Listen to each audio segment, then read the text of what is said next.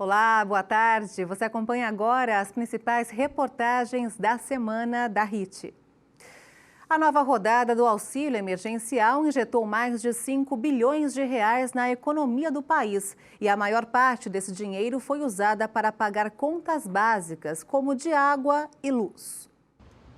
O levantamento foi feito com base nas movimentações do Caixa Tem, o aplicativo que é usado para as pessoas receberem o dinheiro e também pagarem contas. E os números mostram que o benefício está sendo cada vez mais usado para as despesas básicas do brasileiro. Entre os dias 6 de abril e 15 de junho, um total de 5 bilhões e 100 milhões de reais foi movimentado em pagamentos virtuais, sendo que 3 bilhões e 900 milhões de reais foram para concessionárias de serviços públicos, como água e luz. Os outros 1 bilhão e 200 milhões foram gastos com compras virtuais. Isso daí significa que, independente de tudo, que elas têm que pagar essas contas para o funcionamento das suas residências. Água é uma questão de sobrevivência, energia elétrica é uma questão de sobrevivência, telefonia hoje, mais do que nunca, também é uma questão de extrema necessidade. Por quê? Porque basicamente tudo hoje está sendo mediado por essa tecnologia que nós temos. Portanto, as aulas de nós, professores, de estudantes, está tudo sendo por conta desse tipo de tecnologia que nós temos. Então, é fundamental a gente fazer o pagamento para continuar recebendo esse tipo de serviço e ter acesso a essas possibilidades de interação social que a pandemia nos restringiu bastante, né? Necessariamente, as pessoas têm que atender às necessidades mais básicas de forma imediata. Sobrando algum recurso financeiro, daí elas conseguem alocar nesses outros tipos de bens, mas num segundo momento. Com a queda no valor do auxílio emergencial, o brasileiro deixou de usar esse dinheiro no comércio. Para a gente ter uma ideia, no ano passado, quando o benefício era de R$ 600, o valor gasto com compras virtuais chegou a 2 bilhões e 600 milhões de reais.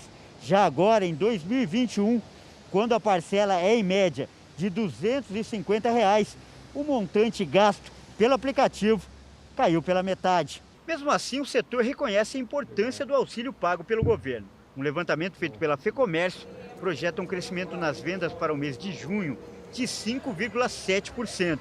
Se não houvesse o auxílio, esse índice chegaria no máximo 2,5%. O crescimento do comércio ele vai ter que passar, num segundo momento, por uma espécie de aquecimento na economia. Então, esse dinheiro que foi injetado pelo governo, ele vai, digamos, dar um pequeno salto nas movimentações do comércio. O governo já anunciou que vai prorrogar o pagamento do auxílio por mais 3 meses e com o mesmo valor. Parcelas em média de R$ 250, sendo que mulheres, chefes de família, recebem R$ 375 e pessoas que vivem sozinhas, R$ 150. E quem tem boletos para pagar, espera com ansiedade. Está desempregado, né? Não ajuda, né? Mas faz bastante diferença, ajuda, né? Amenizar um pouco as coisas. Ameniza? Ameniza um pouco, sim. As contas agradecem. Isso. Golpes aplicados pela internet não param de crescer no Brasil e um dos mais comuns é o golpe do boleto falso. Acompanhe.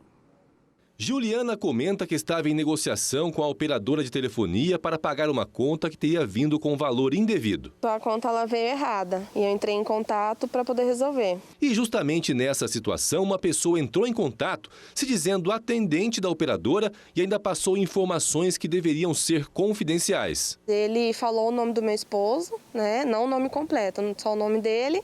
E os 2 valores da fatura que eu estava em aberto, que é o que eu liguei para reclamar, para resolver, que tinha vindo errado. Este é o boleto de pagamento enviado pelo estelionatário. Chama a atenção que há nele o símbolo da Claro e até o número do contrato, que foi checado pela vítima e confere. No comprovante de pagamento do banco, aparece o nome Serve Cobranças Telefônicas Limitada. Tudo isso fez Juliana pensar não haver fraude. Ela só descobriu quando o serviço foi cortado e ela enviou um e-mail para a operadora que respondeu e informou que os códigos de barras da empresa todos começam apenas com os números 846 ou 848. No boleto, os primeiros que aparecem são 748. Falaram que o código de barras não começava com aquela numeração. E depois eu fui olhar que no comprovante que eu paguei tinha o CNPJ do favorecido, a pessoa que recebeu o dinheiro. E eu consultei na Receita Federal onde lá tinha um telefone, e eu liguei e vi que realmente não era o serviço de telefônica que eu havia, entre aspas, né, feito o acordo. Dados da Sejusp, Secretaria de Justiça e Segurança Pública apontam que os estelionatos subiram muito agora em 2021 em relação ao ano passado. O aumento chegou a 47% no interior e 95% aqui na capital.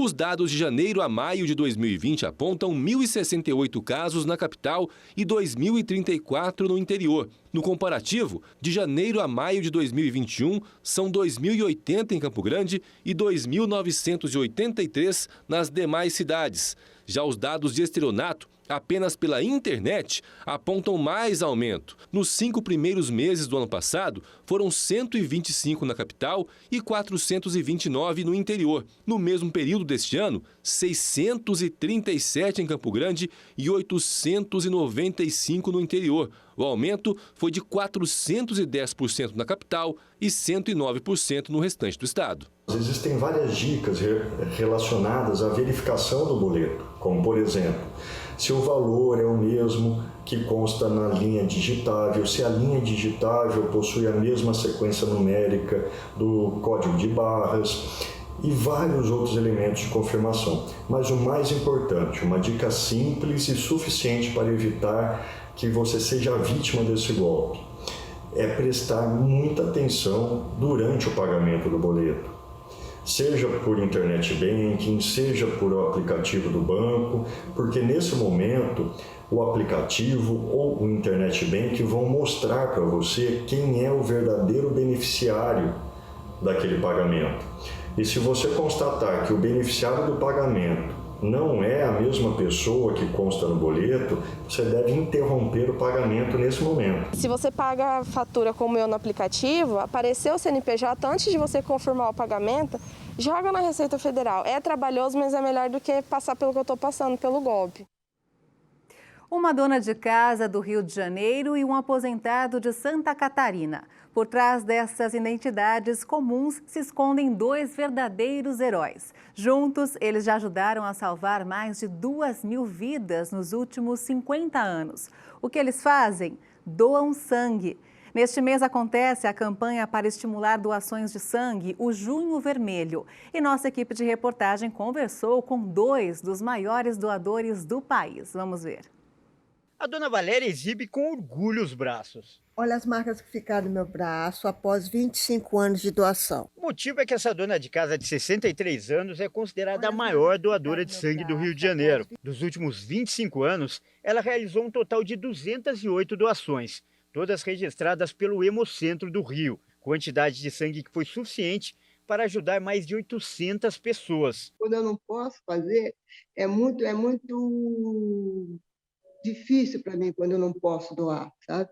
E é isso, a sensação é uma sensação muito boa, muito gostosa de você estar fazendo algo que é simples, não é complicado, é simples e que salva vidas. E a rotina se repete religiosamente a cada 4 meses, que é o tempo mínimo de intervalo entre uma doação e outra. Além do sangue, ela também doa plaquetas e com humildade diz que esse é apenas um gesto simples, que não requer muito esforço. É simples, não dói, não engorda, sabe? Não tem nenhum efeito colateral, a não ser a felicidade que você sente de estar ajudando alguém, entendeu? Para quem doa total, são 15 minutos sentado na cadeira. Para mim, que doa por afés, dou plaqueta, eu fico lá 1h10, 1h20 às vezes, mas você pode doar comum, você pode doar total. Quando aquilo é realmente efetivado, é na hora da transfusão, né? Na hora do uso efetivo dele. Né? Então, quando você recebe aquela mensagem que seu sangue está sendo utilizado, eu falei, poxa, aí realmente legal. Tá bom. E os números valorizam ainda mais o gesto da dona Valéria. No Brasil, de cada 100 pessoas, apenas 2 doam sangue com regularidade. E os bancos de sangue sempre operam com estoque no limite. A situação ficou ainda pior na pandemia, porque muita gente ficou com medo de ser contaminada e parou de doar. Por isso, inclusive, o Ministério da Saúde lançou esse vídeo para estimular mais doações. O seu Valdir precisou parar por causa da idade. As doações só podem ser feitas até os 69 anos. Mas durante 50 anos, o aposentado contribuiu para o Banco de Sangue de Santa Catarina. Essa foto em preto e branco mostra como ele era na primeira doação. Nunca disse não. Eles já vinham certo porque o hospital, nosso hospital, tinha ficha de certas pessoas que doavam, que nem eu. Se faltasse sangue na hora, eles iam puxar a ficha e iam dizer para os clientes, quem tem sangue O negativo é o Zimmer, é fulano lá de baixo. Eles curiam lá em casa, né? O sangue do seu Valdir é do tipo O negativo, um dos mais raros, o que valoriza ainda mais a doação. O aposentado afirma que a sensação de poder contribuir para salvar uma vida sempre foi sua maior recompensa. Mas algumas pessoas que foram ajudadas também fizeram questão de demonstrar gratidão. E certa vez ele ganhou até um caminhão de melancias. Uma vez uma pessoa foi lá em casa pegar sangue, uma pessoa de 80 anos do interior, o pai de 80 anos. Só que quando estava saindo, eu nunca disse não à doação de sangue. Sempre pronto. Daí, quando estava saindo de casa, chegou um senhor de outra região da nossa cidade, chorando, pedindo que eu salvasse a filha de 6 meses. Daí eu fui lá no hospital, o doutor, que hoje é falecido, o doutor Olavo do Santa Maria, disse para mim, sangue é teu, você salva a pessoa que você quer. Daí eu olhei para a criança, olhei para o senhor, pedi desculpas para o senhor, filho do senhor, que eu ia salvar a criança. Eu sempre conto a história, em 48 horas, a menina já estava em casa, salvação, e um dia chegou uma caminhonete lá em casa, carregada de melancia. Eu disse para o cara, eu não quero melancia. Diz, não, eu sou pai daquela menina que você salvou, justo de graça para você.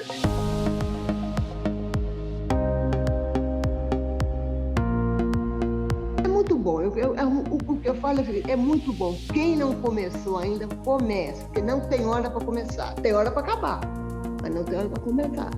Pode começar a hora que quiser. Então, quem nunca doou, comece a doar, porque é muito bom.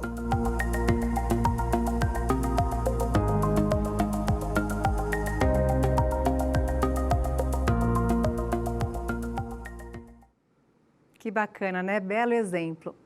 Olha só, por conta da escassez de festas e eventos em meio à pandemia, uma família teve que se reinventar. Além de fazer palhaçadas, Putuco agora faz pães.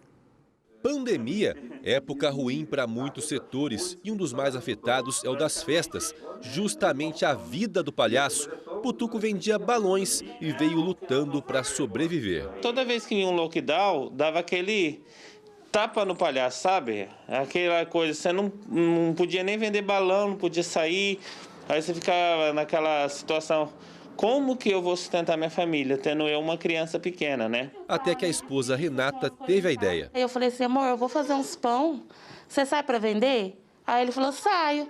Aí eu fiz 7 pães. Aí nesses 7 pães ele pegou, foi vender, 40 minutos ele voltou, eu até assustei, eu falei assim, aconteceu alguma coisa? Ele falou assim, não, já vendi tudo. Aí a gente, falei assim, não, esse é o caminho, vamos continuar. E dos 7 o negócio veio crescendo. No segundo dia eu fui com 10 pãozinhos, e vim em menos de 2 horas eu estava de volta, e aí foi indo, aí foi crescendo. 15, aí depois foi 20, hoje a gente chega a entregar 25, 30 pães. Olha só, a casa precisou ser adaptada. A sala veio aqui para a varanda, onde estão os sofás. Já no local onde ficava a sala, foi colocada uma mesa, onde é feita a massa do pão, onde são colocados também os pães e roscas, né? E tudo começou neste fogão doméstico, neste forninho aqui. Só que com o passar do tempo, o casal conseguiu economizar e comprou um forno industrial usado. Só que eles precisam de ajuda para poder expandir o negócio. É uma mesa de inox e também uma maceira, porque todo o nosso trabalho desses pãozinhos é manual, né? Hoje eles vendem pães, rosquinhas de coco, fatia húngara e muito mais. Aceitam encomendas pelo Instagram do Palhaço Putuco. No futuro eu penso em ter assim, uma casa de pão, se Deus quiser me abençoar, eu vou ter tipo uma mini padaria, né? Quem sabe, né? Mas o Putuco garante, o comércio de pães não descarta palhaçada. Toda vez que um pai, uma mãe pede um pão, né, e eu chego lá, a criança tá lá, o putuco dá o pão e dá o balão de brinde, né? Agora o balão se tornou brinde. Bora então sair para ganhar o pão, ou melhor, vender o pão, que já passou pelo controle de qualidade da dona Alair. É bom demais esse pão, sabe? Quase todo dia eu pego, né, compro. Levo ali no meu serviço também. E na bicicleta cargueira, ele segue carregando o sustento da família e a alegria estampada no nariz de palhaço, colado na máscara. Olha o pão do palhação, olha o pão, olha o pão.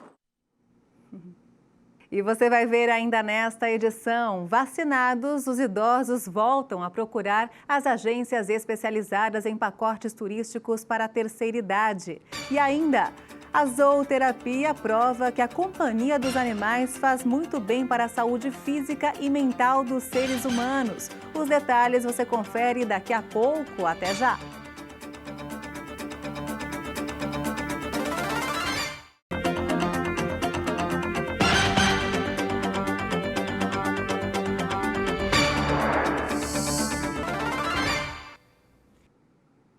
As pessoas com mais de 60 anos que já foram vacinadas estão se animando para retomar as viagens que foram adiadas ou não aconteceram por conta da pandemia.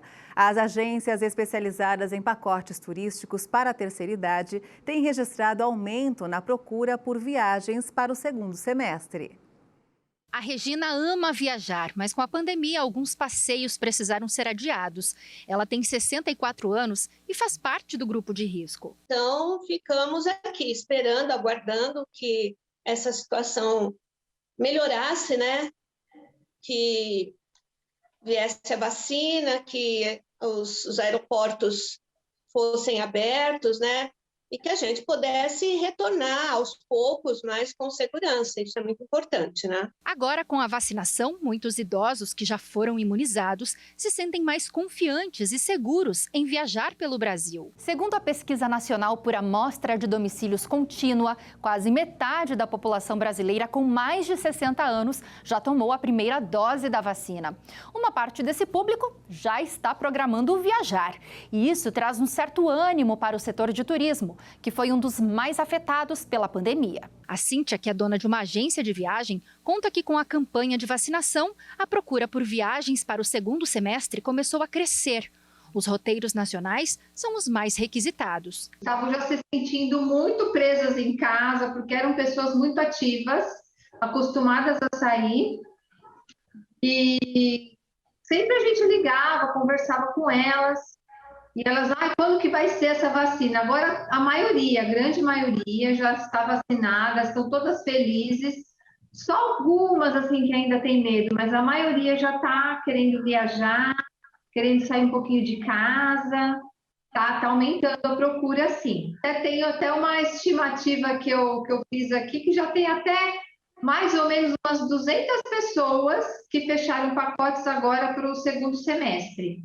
Que são várias viagens, né? Maceió, Curitiba, tem aqui para perto, Águas de Lindóia, em São Paulo. Então, são locais tudo aqui no Brasil que a gente está conhecendo agora mais, né, o Brasil. Apesar de muitos já estarem imunizados com as 2 doses, a Cíntia reforça que os cuidados sanitários continuam sendo tomados. Ainda a gente está com todos os cuidados, né? Claro, que eu acho que vai mais um tempinho, mas com a vacina elas estão bem mais animada. E a Regina só está esperando tomar a segunda dose da vacina, porque os próximos destinos já estão definidos. Eu já tenho garantido Maceió em outubro.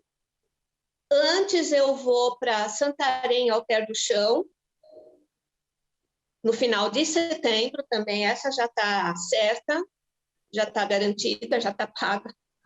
E agora eu estou vendo o roteiro para o Sul, em dezembro. Pelo tanto de tempo que eu fiquei sem viajar, já deu para fazer uma certa reserva para poder estar viajando agora para esse segundo semestre.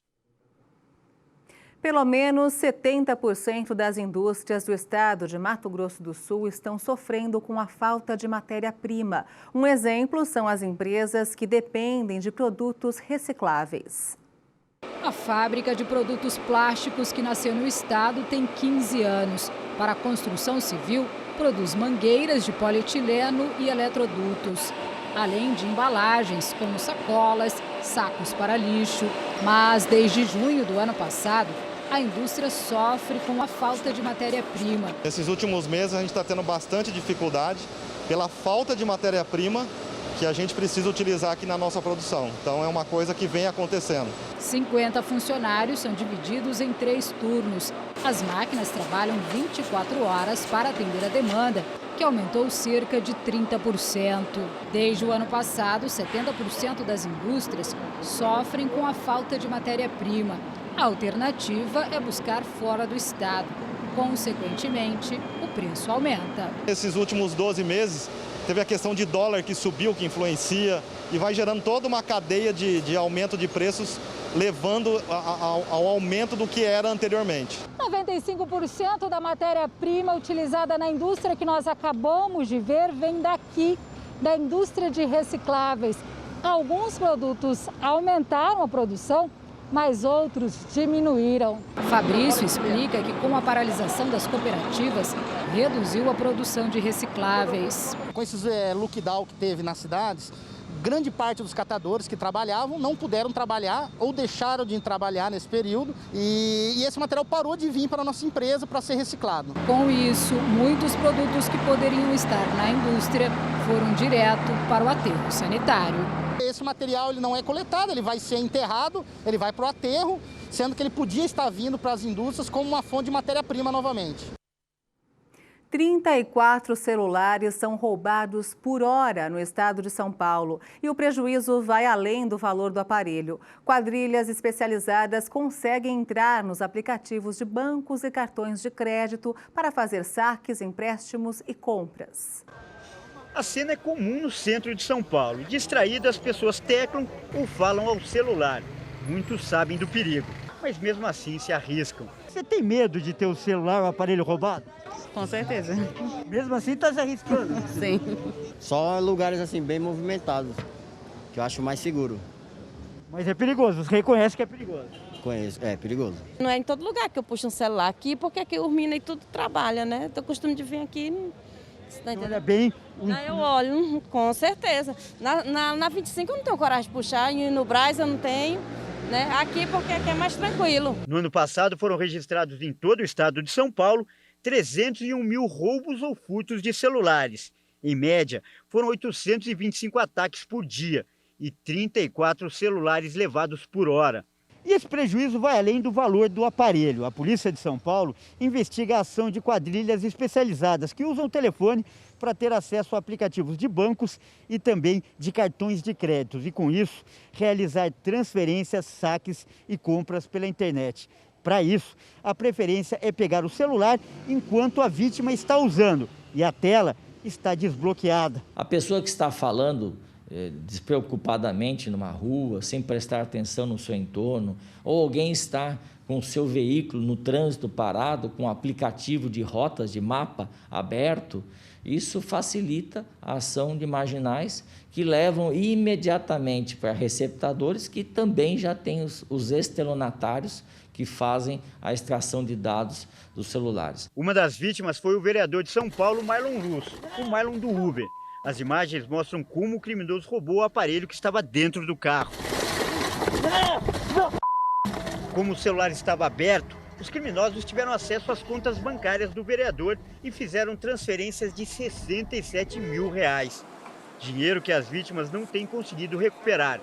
Os bancos alegam que a senha é responsabilidade dos clientes e o sistema de segurança digital não foi violado. Uma posição que não agradou o PROCON. O órgão de defesa do consumidor notificou as instituições financeiras e pediu a criação de uma central de emergência para esse tipo de caso. Para evitar transtornos, o delegado afirma que é preciso agir rápido. Fazer um boletim de ocorrência. Segundo, comunicar o seu banco, que a sua senha, o seu celular, que estava ali com a sua senha registrada, foi furtado ou roubado. Terceiro, comunicar também a operadora de telefone celular. Isso é importante. E Quarto, mudar algumas senhas de redes sociais que a pessoa vítima tenha, para impedir, dificultar a ação de estelionatários, de golpistas, a partir de dados que existem nos celulares de todos nós. Nossa reportagem conversou com esse técnico, que é especialista em manutenção de celulares. Ele afirma que a preferência dos criminosos é por aparelhos antigos, que têm sistemas de defesa mais frágeis. Mas em algumas situações, os criminosos usam o chip roubado em telefones mais velhos para facilitar o acesso aos dados. Ele, antes de pegar um aparelho desse desbloqueado, automaticamente, se ele for tentar fazer qualquer recurso com o mesmo aparelho, ele vai ter algum tipo de problema. Então, ele substitui o chip do aparelho por um aparelho mais antigo, onde esses aparelhos aqui eles não têm nenhum recurso de rastreamento e fica mais difícil a localização do aparelho. Através desse chip que é colocado em um aparelho antigo, ele consegue estar, por exemplo, pedindo o código de verificação para fazer a alteração da senha de um iCloud num sistema operacional iOS, e do mesmo jeito ele pode fazer isso para o sistema operacional Android, pedindo o código de verificação do Google. O técnico diz que a principal dica para se proteger é não deixar senhas salvas no celular e nem dados pessoais nos blocos de anotação do aparelho. Nunca deixar senha automática, sempre você anotar as senhas dos seus aplicativos que você mais usa, aplicativo de banco, sempre em um caderno onde você deixa guardado em casa, e ali que você precisar utilizar de determinado recurso, você vai lá no seu caderno, procura a senha, anota num papel, deixa separado no bolso, mas nunca deixar anotado no celular, em bloco de notas, esse tipo de coisa.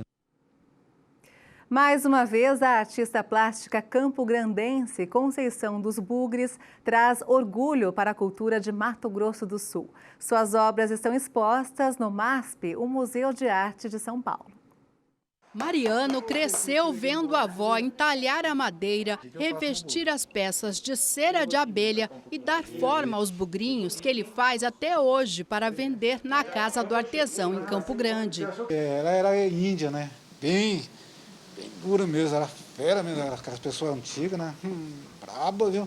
Dava umas broncas em mim também, né? Porque eu, de vez em quando brincava com ela, mas ela, coisa séria, né? A mãe do Mariano, nora da Conceição, guarda um vestido de recordação e lamenta que o talento da sogra não tenha lhe garantido uma condição de vida melhor. Simplesinho, pobrecinho, que não tinha nem casa para morar, coitada. É mesmo? Né? Não tinha nada, morreu pobre. Que a turma fazia dinheiro do bugre, né? Ele divulgava, ninguém dava dinheiro para ele. Mas ele vendia. Conceição dos Bugres nasceu em Povinho de Santiago, no Rio Grande do Sul, e faleceu em Campo Grande em 1984, aos 70 anos de idade. A artista foi a primeira a criar uma arte que nos identificou depois da criação do estado de Mato Grosso do Sul. À primeira vista, pode parecer que há uma repetição nas obras da Conceição, mas basta um olhar mais atento para perceber que cada bugrinho é diferente.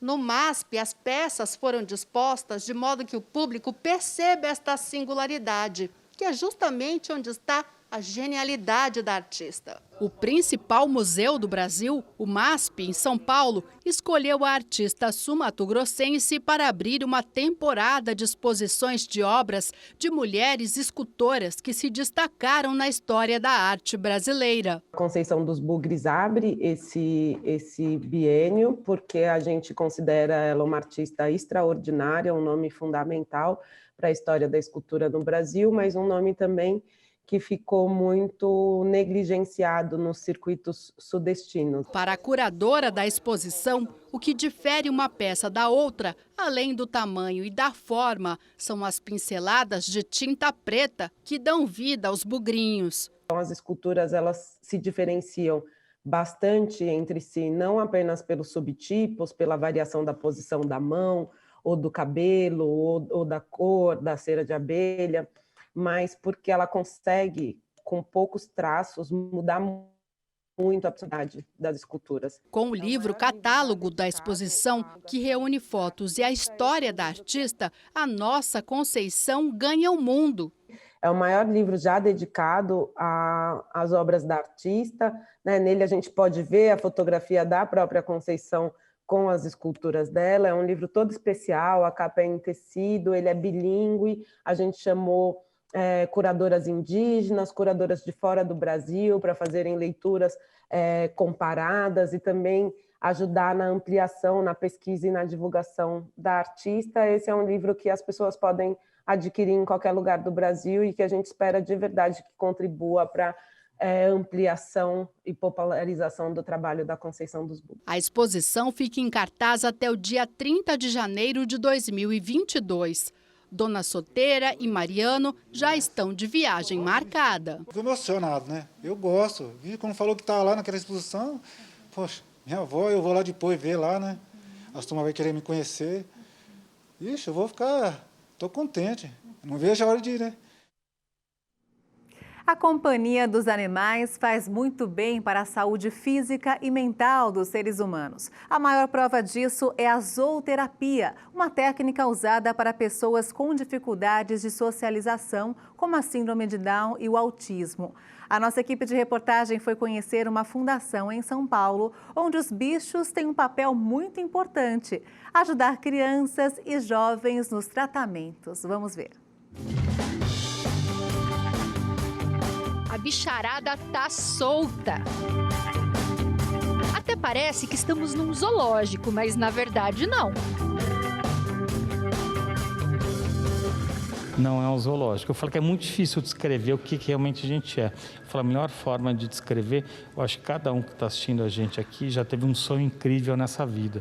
Desse sonho incrível, quando você acorda, você tenta compartilhar com outras pessoas. Você fala empolgado, fala, e ninguém consegue entender o que você está falando porque não esteve dentro do teu sonho.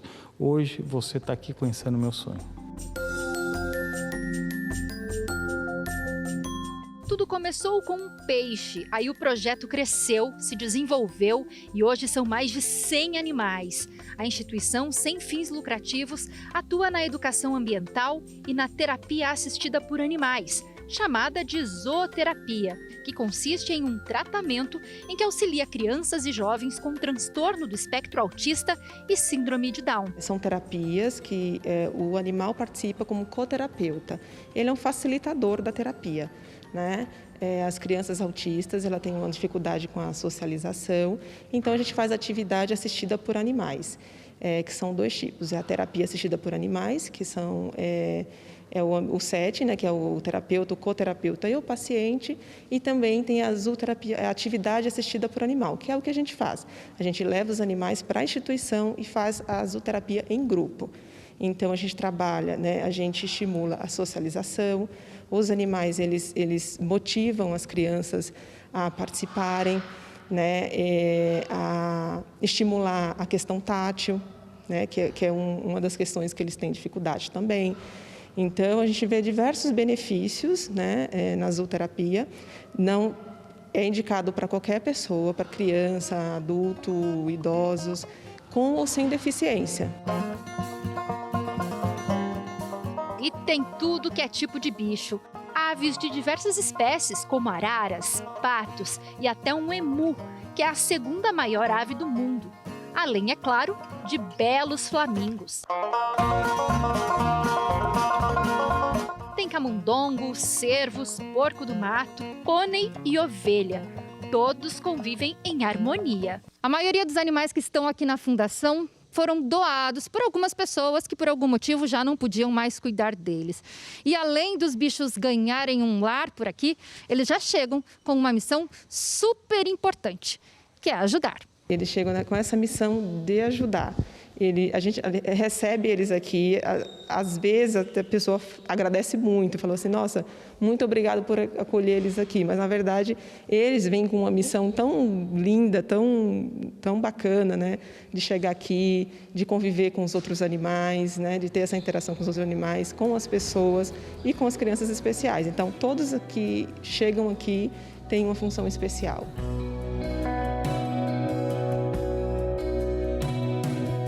O Felipe é autista. Geralmente ele não interage tanto com outras pessoas, mas com os bichos foi bem diferente. Felipe, por exemplo, interagindo com um cachorro, com um passarinho, com uma tartaruga. A gente não tem como avaliar essa interação, mas na sequência você percebe que aquilo fez bem para ele, entendeu? Não é dizer que a gente pretende mudar alguma coisa, mas qualquer que seja a melhora, qualquer que seja o ganho, para nós é muito importante. A Viviane é mãe do Felipe e diretora da Fundação de Apoio e Desenvolvimento de Autista. Ela conta que a zooterapia só fez bem para o filho e para todos os outros alunos com autismo que a Fundação atende. Ajudou muito na interação social, na sensibilidade deles, né, de passar a mão, por exemplo, no coelho, no furão, na tartaruga, no sapo. Cada um tem uma pele, assim, né, uma textura, né? E com isso ajudou muito na interação deles e no comportamento também. Os animais são muito mais do que coterapeutas. Eles ensinam uma grande lição. Que é possível viver e conviver com quem é diferente.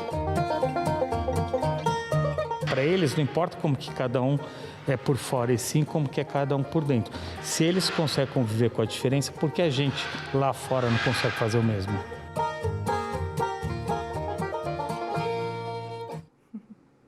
Os bichinhos são demais mesmo, né?